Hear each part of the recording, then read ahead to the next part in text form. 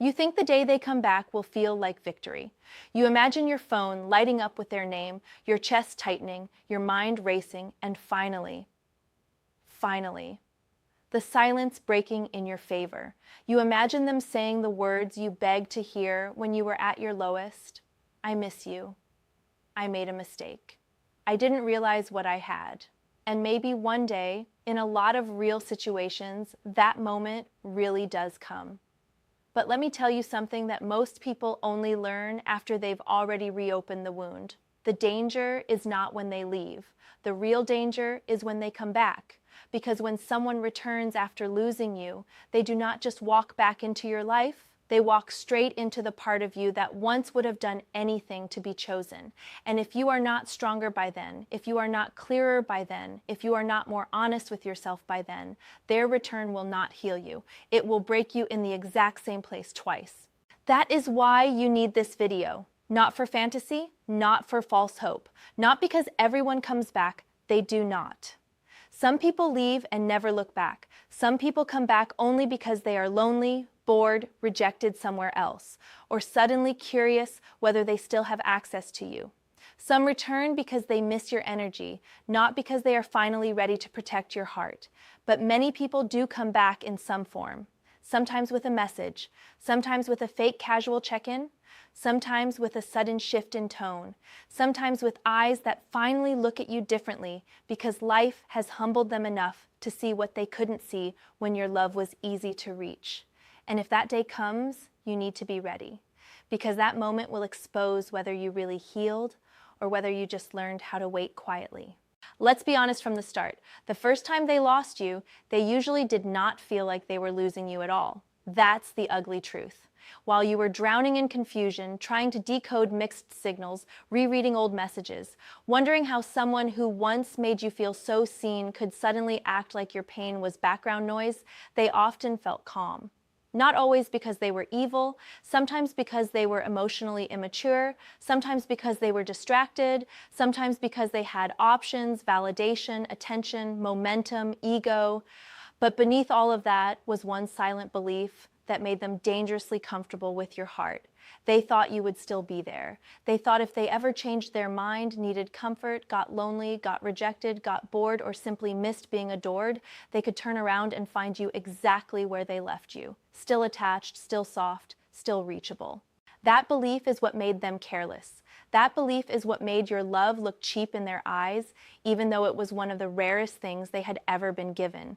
Because anything that feels guaranteed gets treated differently. Human beings are wired that way. We don't usually respect what we believe cannot leave. We relax around it, we lean on it, we delay gratitude for it. We stop noticing it properly because it starts to feel like part of the furniture. Your loyalty became furniture. Your effort became background music. Your forgiveness became expected. Your presence became something they thought they could misuse today and still access tomorrow. And this is exactly why the first breakup, the first rejection, the first distancing hurts you in such a different way than it hurts them. You feel the loss immediately because you were emotionally invested in reality. They often do not feel the loss immediately because they are emotionally invested in assumption. You were grieving what was actually happening. They were still protected by what they assumed would always remain available. That is why they can sleep while you spiral. That is why they can look normal while you are barely holding it together. That is why their silence can feel so heartless. Because in their mind, you are not truly gone yet. You are just temporarily hurt. That changes later. Not when you post a quote. Not when you disappear for 2 days trying to make them wonder. Not when you block them in anger and unblock them in weakness. No. It changes when your energy leaves for real. It changes when the version of you who always explained, always checked in, always kept the emotional door cracked open, finally gets tired enough to shut it and mean it. That is when the emotional math starts to change for them. That is when the comfort turns into uncertainty.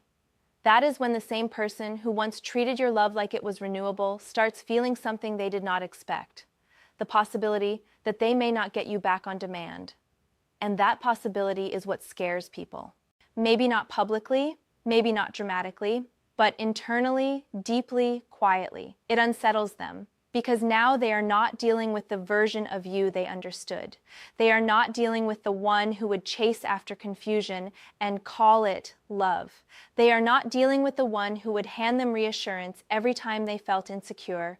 They are now dealing with absence, real absence, emotional absence, access denied not through cruelty, but through self-respect. That is where fear starts. Maybe they notice first in little ways. Your name stops appearing in their notifications.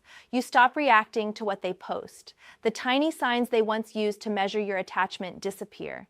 Then time passes, days, weeks, maybe longer, and still nothing.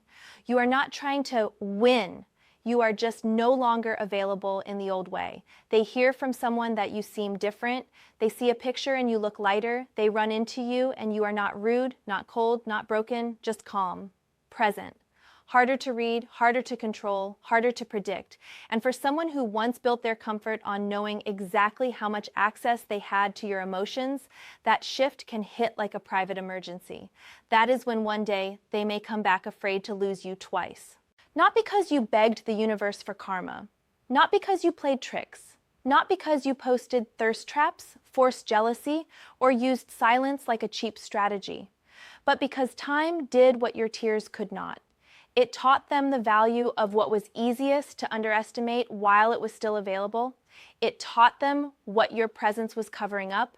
It taught them how empty things can feel when the person who used to make room for them no longer waits in the same place. Life has a brutal way of educating people after they become too comfortable. It lets them live without you long enough to feel what your love had quietly been protecting them from. And when that happens, something flips. The same person who once thought you were too available starts fearing that you are no longer available at all. The same person who once assumed you would forgive anything starts becoming careful with their words. The same person who once let you carry the connection starts trying to hold it because now they can feel the weight of what it would mean if you dropped it completely.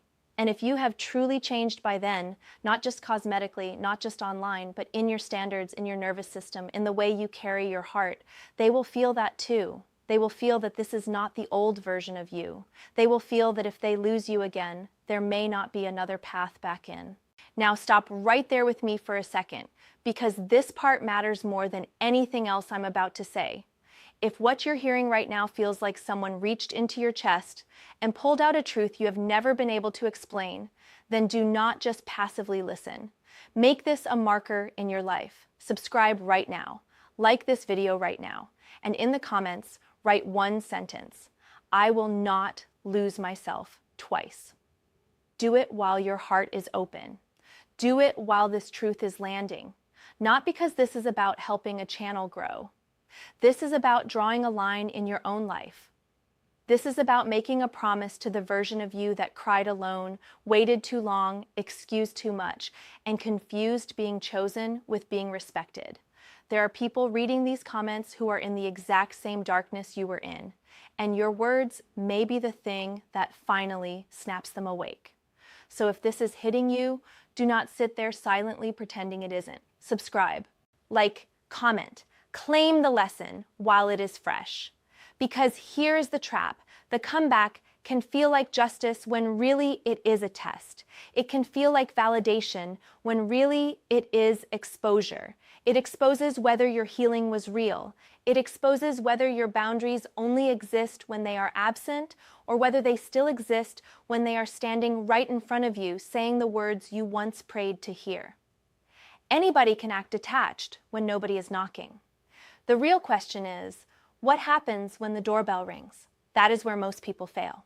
They wait months for this person to return. They fantasize about the moment. They rehearse their speech. They imagine being calm, unbothered, in control. But when it actually happens, their nervous system floods. Their old hope wakes up. Their wounds start talking louder than their wisdom. And suddenly all the clarity they built in the silence gets swallowed by one soft message, one vulnerable apology, one "I've been thinking about you," one "I made a mistake." They do not respond from standards. They respond from starvation. They pour themselves right back into the same dynamic that broke them, and within days or weeks, they are back in the same confusion, just this time with a fresh layer of embarrassment because they knew better. So let me say something hard and plain. If they come back and you instantly become the old version of yourself, they will stop being afraid. The moment you over-explain, over-offer, over-respond, over-prioritize, and over-believe, the fear drains out of them. Why? Because the thing that made them see your value differently was not your love by itself. It was your love combined with your absence, your softness combined with your boundaries, your care combined with your ability to keep walking. If you remove the boundaries and hand them unlimited emotional access the second they return, you erase the very shift that made them realize your worth. That is why some people come back and then leave again. Not because the realization was fake, but because you gave them back the old conditions too fast. You gave them certainty before they earned trust. You gave them comfort before they demonstrated change. You rewarded the fear of losing you without requiring the maturity to keep you. And that is exactly why this video is called what it is called. Save this video for that moment. Save it for the day your phone lights up. Save it for the day they say they miss you. Save it for the day their tone changes, their eyes soften, their energy shifts. Save it for the moment your body wants to race ahead and your heart starts whispering, "This is all I ever wanted." Because that is the exact moment you will need to hear the truth, louder than your hope. That is the exact moment you will need reminding that your growth is the reward, not their return. Let's talk about why people come back afraid in the first place. Not the fantasy answer, the psychological one. A lot of people do not understand value while they are still getting the benefit of it on demand. They understand comfort, they understand ego, they understand access, but real value often becomes visible only through contrast, through absence, through replacement attempts that fail, through relationships that look shiny but feel empty, through loneliness that no longer has your voice waiting at the end of it, through life getting heavy and discovering that the person who once made room for their mess is not automatically there anymore. Sometimes they come back because the people they chose instead did not know how to love deeply. Sometimes they come back because they kept expecting to find your mixture of patience, emotional depth, loyalty, and softness in people who only offered excitement. Sometimes they come back because your absence removed a mirror they were secretly using. You were a mirror that made them feel desired, important, wanted. When that mirror disappears, they feel smaller, less certain, less emotionally fed, and they start missing not just you, but the part of themselves they could access through your attention. But listen carefully. Missing your comfort is not the same as being ready to care for your heart. Missing your loyalty is not the same as earning another chance. Missing the way you made them feel is not the same as finally knowing how to treat you. That distinction can save your life emotionally. This is why when they come back, your job is not to melt. Your job is to watch, to listen, to feel, to observe, not with bitterness, not with revenge in your chest, but with awareness. You are no longer trying to prove you are worthy of being loved. You are now asking whether what is standing in front of you is worthy of your renewed trust. Do they take accountability without having to be dragged into it? Do they speak clearly, or do they still hide behind vagueness? Do they make steady effort, or do they just bring intensity for a few days and call it change? Do they ask to rebuild, or do they assume they can step right back into the old level of access? Do they respect your pace, or do they act wounded that you are not instantly available? These things matter. They matter more than how emotional their message sounds. They matter more than whether they seem scared. Fear can make people reach. Only growth makes them stay right. Maybe this sounds familiar. Maybe you have already lived through a smaller version of this. Maybe they once came back before, and the second you softened, they pulled away again. Maybe you know exactly what it feels like to think, this time it's different, only to watch the old pattern return the moment they feel safe. If that is your story, I need you to hear this with no room for confusion. Your heart is not a classroom for someone who keeps refusing to study. You are not here to be emotionally retried by the same person until they finally decide to stop failing you. At some point, love without wisdom becomes self-betrayal. And that does not mean you become cold, it means you become clear. Clarity sounds like this. I hear your words, but I am going to watch your actions. Clarity sounds like this. You may have access to a conversation, but you do not automatically have access to my full heart. Clarity sounds like this. I am not going to punish you, but I am also not going to rescue you from the consequences of how lightly you once held me. Clarity sounds like self-respect without performance.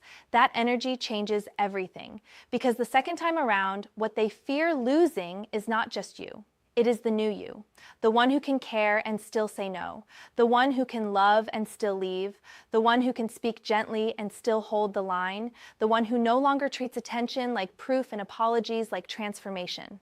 That version of you is much harder to manipulate, much harder to confuse, and much harder to take for granted. And for someone who once built their comfort on your predictability, that can feel deeply unsettling. But here is the deepest truth in this entire video. The real person who must never lose you twice is not them. It is you. They may come back. They may cry. They may say your name in the softest voice you have ever heard. They may finally understand your worth. They may really have changed, or they may just be afraid. You do not control that. But if in that moment you abandon your standards, silence your intuition, ignore your body, and hand yourself over again just because the pain of the past is now dressed up like hope, then you are the one who lost yourself twice. And that is the loss that matters most. Do not forget what it cost you to become calmer. Do not forget the nights you had to force yourself not to text. Do not forget the mornings when getting out of bed felt like a victory.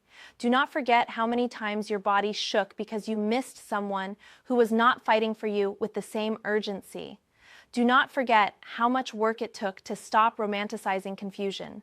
Do not forget how hard it was to rebuild a life that no longer revolved around who did or did not choose you that day. You paid for this peace. Do not sell it cheaply, because the person who once disrupted it now sounds sincere. And let me say something else that might save you. Sometimes the most powerful thing is not taking them back.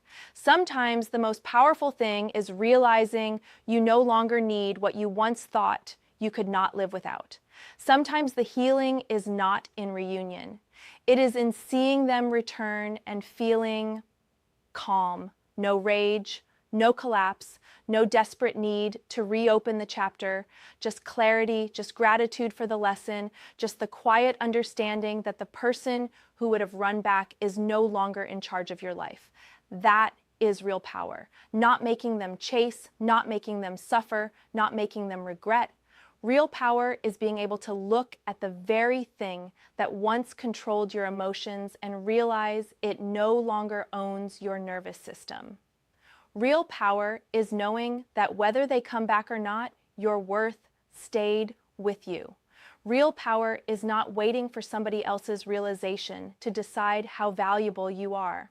Now let me place the second call to action exactly where it belongs. If you are still here, if you have listened this far, then this is not casual for you. This is personal. This title touched a wound because some part of you knows that if that comeback ever happens, it could either become your breakthrough or your downfall. So I want you to do something stronger than a casual like. Subscribe now if you are serious about becoming the kind of person who never again confuses being wanted with being respected. Like this video right now, if you are done letting mixed signals rewrite your self-worth. And in the comments, write this exact sentence. My peace is not a second chance prize. Write it like a contract with yourself, because when that moment comes, when they reach back out, you will need something stronger than emotion. You will need memory. You will need a record of who you promised to become. And that comment can be the thing you come back and read when hope gets louder than reason. Let's bring this all the way home. One day, they may come back afraid to lose you twice. Maybe because life exposed the difference between attention and loyalty. Maybe because the people they chose did not know how to love with depth. Maybe because your silence taught them what your presence had been silently carrying for them. Maybe because they saw you moving without them and realized you were never as replaceable as they told themselves you were. Maybe because they finally understood that being able to reach you was never the same thing as deserving you. But if that day comes, do not let the return itself hypnotize you. Do not take their fear as automatic proof of growth. Do not let a late realization turn into another early access pass to your heart. Remember that your job is not to be impressive. Your job is to be awake. Your job is not to punish them. Your job is to protect the version of you that fought to come back to life after they left. Your job is not to prove you still love deeply. Your job is to make sure your deep love finally includes you. So save this video for that moment. Save it for when their name appears. Save it for when the apology finally comes. Save it for when your heart starts rushing to rewrite history just because they sound soft. Save it for the day you need to remember that being chosen after being lost is not automatically the happy ending. Sometimes it is just another test. And the test is simple. Can you stay kind without becoming weak? Can you stay open without becoming easy? Can you stay loving without becoming blind? Can you stay hopeful without abandoning the truth? Can you hear "I want you back" without forgetting what it took to survive "I'm not sure about you"? If you can, then no matter what happens next, you win. Because whether they return or not, whether they change or not, whether you rebuild or walk away, the most important thing will already be true. You are no longer someone who needs to be loved only after being lost in order to feel valuable. You are no longer someone whose standards disappear the second old feelings reappear. You are no longer someone who will break yourself to keep somebody comfortable. And that is the real ending. Not the comeback, not the confession, not the reunion. The real ending is you becoming somebody who can never again be taken lightly without consequence. So if one day they come back afraid to lose you twice, make sure they are not meeting the same person they left. Make sure they are meeting someone calmer, someone clearer, someone harder to confuse, someone whose heart is still warm but no longer unlocked for the unready, someone who understands that love is not proven by how much pain you can endure, someone who knows that peace is sacred, someone who finally learned that the first person who should be afraid to lose you is you. And once you know that, everything changes.